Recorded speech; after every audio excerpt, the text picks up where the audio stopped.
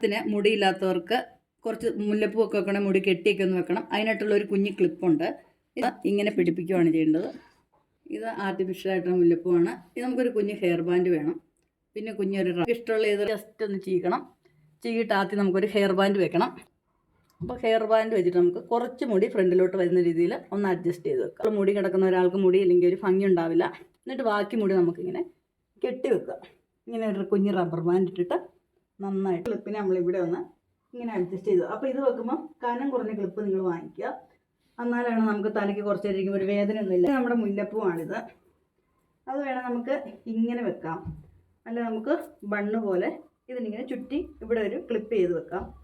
എന്നിട്ട് ഒരു കുഞ്ഞിത് ഇങ്ങനെ ഫ്രണ്ടിലോട്ട് ഇടാം.